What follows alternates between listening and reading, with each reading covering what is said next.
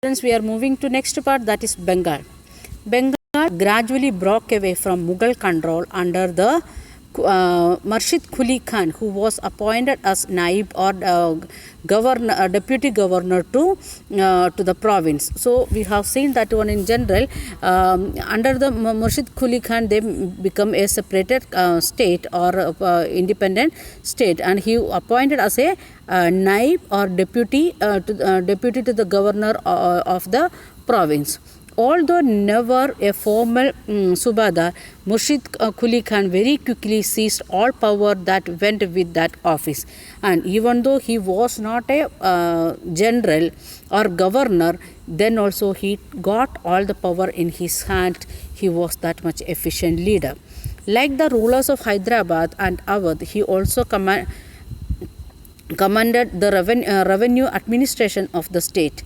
And in an effort to reduce Mughal influence in Bengal, he transferred all Mughal Jagirdar to Orissa and ordered a major reassessment of the revenue of Bengal. So what he done, he changed the Jagirdar appointed by the Mughal emperor to Orissa area, present Odisha area, and he appointed new persons, new officers there in Bengal area, and he said to them, order to the Jagirdar who went to Orissa for what purpose?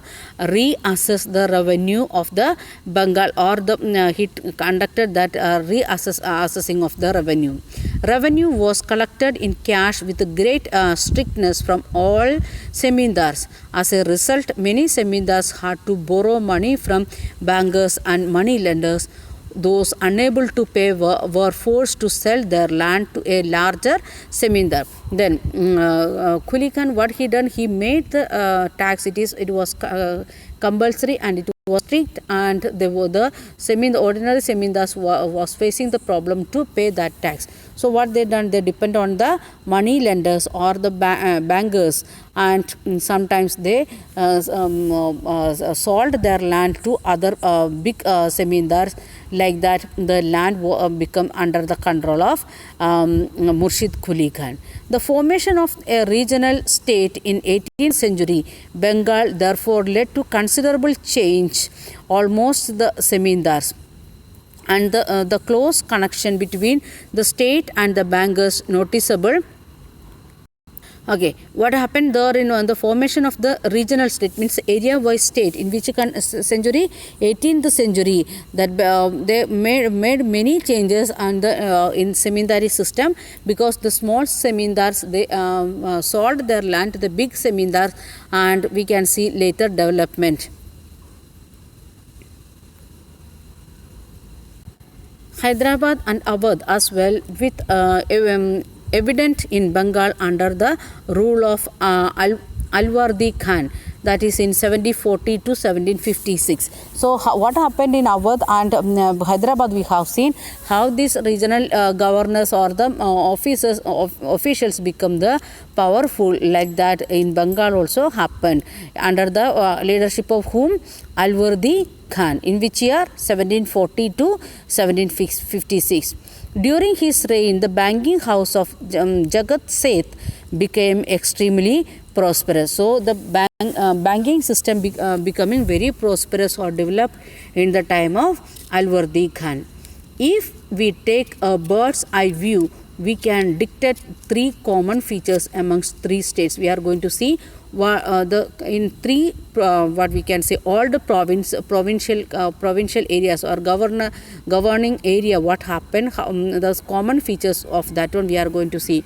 First one, though many of the large states were established by erstwhile Mughal nobles, they were highly suspicious of some of the administrative system that they had inherited, in particular in the Jagirdari system. Second one, their method of tax collection differed. Rather than relying upon the officers of the state, all three regimes contracted with the revenue farmers for the collection of revenue. The practice of Jagirdari thoroughly disapproved by the Mughals. spread all over India in 18th century. Then the third common feature in all these regional states was their emerging relation with rich bankers and merchants. So we'll start with the third one. So in three areas also, in Awadh, Bengal and Hyderabad, we can see the development of the bankers or money lenders. They are becoming very important group or a social group there in that area, and they was making the good relation, or the governors and the officials, they are making a good relation with banking people, then merchants. And why? Because they given these people was ready to give money to the farmers to give tax to the governors. So in some area they collected tax with the help of these bankers collecting from the farmers, and they in the name of loan, like that they will compel the people to take it, and they are paying to the government, and governor will pay to the Mughal emperor. Then second one, the tax collection system was different, not the particular office. Now we are having income tax office, and in district wise and state wise we are having, there only we are paying the income tax and other things. In that time they made that farmers directly paying tax, that system only they made. So it was difficult, or it become unsuccessful in that area to collect proper tax from the farmers. And first one, they established everywhere, they become they was going and invading the area, or they were making under their rule. But what administrative system what they made, that was not that much what we can say effective, or the emperors was very suspicious over them, or those who are getting the chance to become governors, they made the king or compelled the king to think in a different way. So today we have seen about Hyderabad, then what we can say Awadh, and in Bengal region, how these provincial states or provincial and olden provinces of Mughal, how they become almost independent state like that, and under whose leadership what all changes happened in that time, and especially the new social group developed there as a money lenders and as a bankers. That then three what we can say common features of these three countries.